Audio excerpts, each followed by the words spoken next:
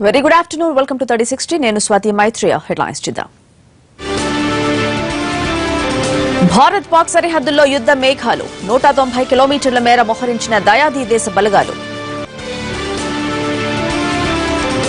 బోర్డర్లో చొరబాట్లకు ఉగ్రవాదుల ప్రయత్నం, అడ్డుకున్న జవాన్లు, భారీగా ఎదురు కాల్పులు. ముంబై డోంగ్రీలో ఘోర రోడ్డు ప్రమాదం, కారు బోల్తా, ఒకే కుటుంబానికి చెందిన 6 దుర్మరణం. కర్నూలులో ఏపీ సీఎం పాదయాత్ర, 65 కోట్లతో అమృత పథకానికి శంకుస్థాపన. పేదలకు డబ్బా ఇళ్లు కూడా లేకుండా చేస్తున్నారు, కేసీఆర్ సర్కార్పై సిపిఐ విమర్శలు.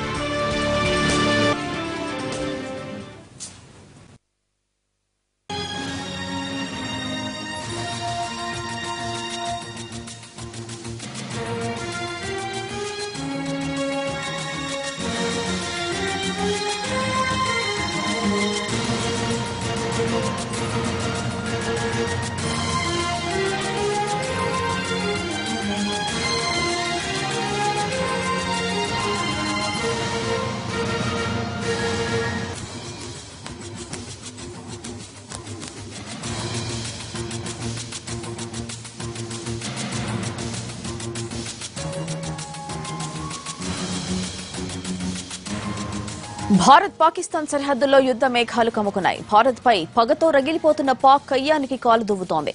ముఖాముఖి యుద్ధానికి సిద్దమవుతోంది. సరిహద్దుల్లో 190 కిలోమీటర్ల మేర పాకిస్తాన్ తన బలగాలను భారీగా మోహరించింది. అంతేకాదు భారీగా ఆయుధాలను తరలిస్తోంది. వారం రోజుల నుంచి సరిహద్దు వద్ద పాక్ సైన్యం కదలికలు ఎక్కువయ్యాయి.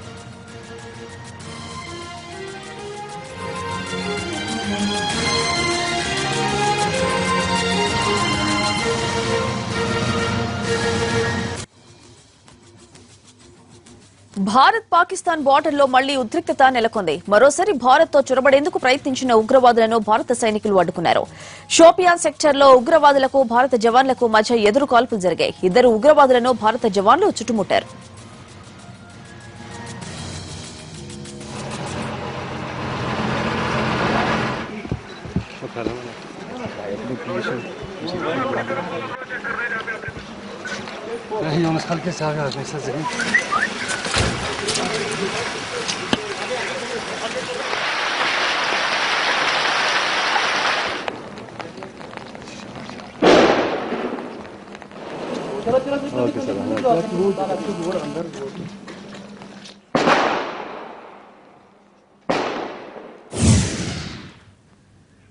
రోడ్డు ప్రమాదంలో ఒకే కుటుంబానికి చెందిన 6 మృతి చెందిన ఘటన ముంబైలో జరిగింది. డోంగ్రీ ప్రాంతంలో కారు మలుపు తిరుగుతూ అదుపు తప్పి బోల్తా పడింది. ఈ ప్రమాదంలో కారులో ప్రయాణిస్తున్న 6 అక్కడికక్కడే చనిపోగా మరో 3 తీవ్రంగా గాయపడ్డారు. సమాచారం అందుకున్న పోలీసులు ఘటనా స్థలానికి చేరుకుని క్షతగాట్లను జేజీ ఆసుపత్రికి తరలించారు. మృతుల్లో 2 చిన్నారులు, 3 మహిళలున్నారు. వీరంతా ఒకే కుటుంబానికి చెందిన వారని పోలీసులు చెబుతున్నారు.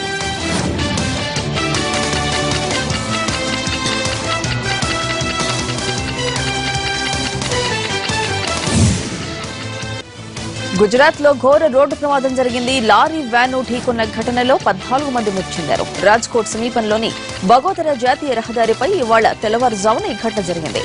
ఈ ప్రమాదంలో పలువురికి గాయాలయ్యాయి. క్షతగాట్లను సమీపంలోని ఆసుపత్రికి తరలించి చికిత్స అందిస్తున్నారు.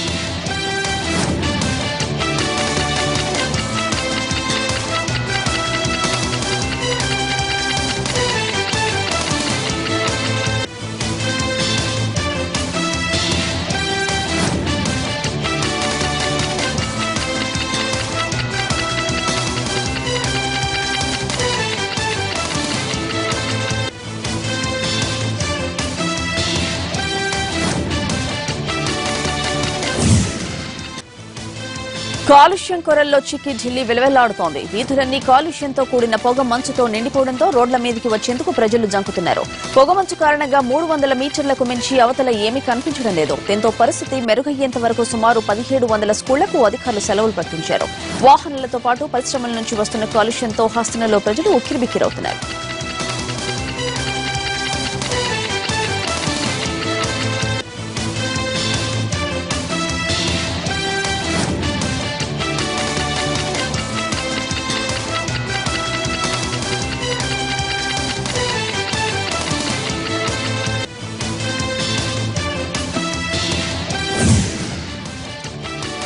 కర్నూలులో సీఎం చంద్రబాబు పాదయాత్ర కొనసాగుతోంది. జన చైతన్య యాత్రలో భాగంగా కర్నూలు పాత బస్తీలో దాదాపు 5 కిలోమీటర్ల పొడవున సీఎం పాదయాత్ర చేశారు. ఎస్ఏపీ క్యాంప్ హెలిప్యాడ్ నుంచి కిడ్స్ వరల్డ్ వరకు కాన్వాయ్లో చేరుకున్న చంద్రబాబు అక్కడి నుంచి పాదయాత్ర ప్రారంభించారు. కిడ్స్ వరల్డ్ వద్ద ప్రజలను ఉద్దేశించి ప్రసంగించారు. 65 కోట్లతో అమృత పథకానికి శంకుస్థాపన చేశారు.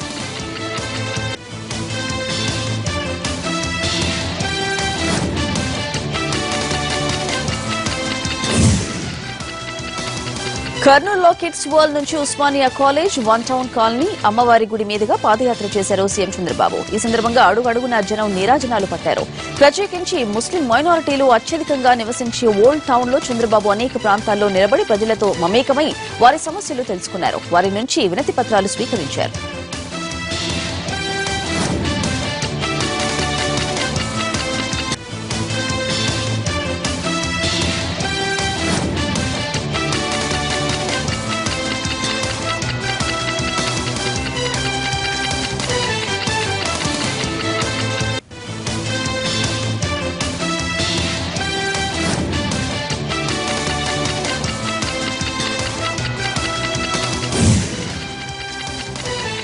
తెలంగాణ సీఎం కేసీఆర్ పై ఫైర్ అయ్యారు TDP MP Kesineni Nani. RTC కార్మికులకు జీతాలు ఇవ్వలేని దుస్థితిలో తెలంగాణ సర్కారు ఉందని ఎద్దేవా చేశారు. విజయవాడలో మాజీ మంత్రి దేవినేని నెహ్రూ ఆధ్వర్యంలో జరిగిన సభ్యత్వ నమోదు కార్యక్రమంలో కేశినేని నాని పాల్గొన్నారు. ఆర్టీసీ కార్మికులకు జీతాలు ఇవ్వలేని దుస్థితిలో తెలంగాణ ఉంటే ఆర్థిక లోటుతో ఉన్నా కూడా ఆర్టీసీతో పాటు ప్రభుత్వ ఉద్యోగులకు కూడా చంద్రబాబు 43% ఫిట్మెంట్ ఇచ్చారని కితాబిచ్చారు.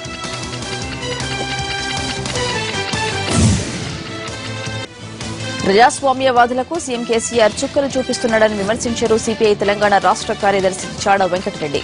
డబుల్ బెడ్రూమ్ పేరు చెప్పి పేదలకు డబ్బా ఇళ్లు కూడా లేకుండా చేస్తున్నారని మండిపడ్డారు.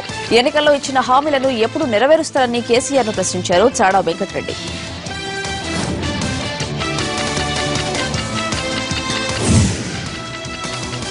అధికారుల నిర్లక్ష్యం వాహనదారుడి ప్రాణాల మీదకు తెచ్చింది. వాటర్ వర్క్ డిపార్ట్మెంట్ వాళ్లు గుంత తవ్వి వదిలేయడంతో ఓ యువకుడు అందులో పడి గాయాల పాలయ్యాడు.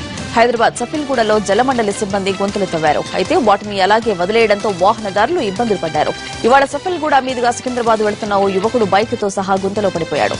తీవ్ర గాయాలు కావడంతో ఆ యువకుడిని ఆసుపత్రికి తరలించారు. అధికారుల తీరుపై స్థానికులు ఆగ్రహం వ్యక్తం చేస్తున్నారు.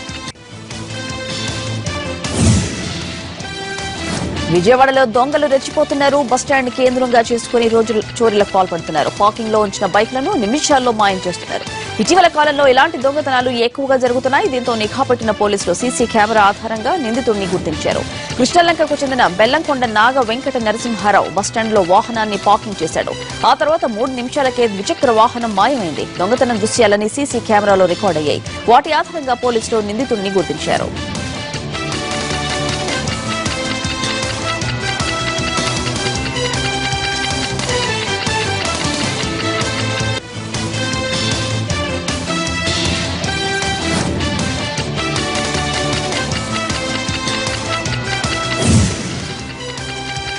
కాలు విరిగి చికిత్స కోసం వెళితే గుండె బలహీనంగా ఉందని ఆపరేషన్ చేసి తన తండ్రి ప్రాణం తీశారని ఆరోపిస్తున్నాడు కొడుకు. ఈ ఘటన కరీంనగర్ లో జరిగింది.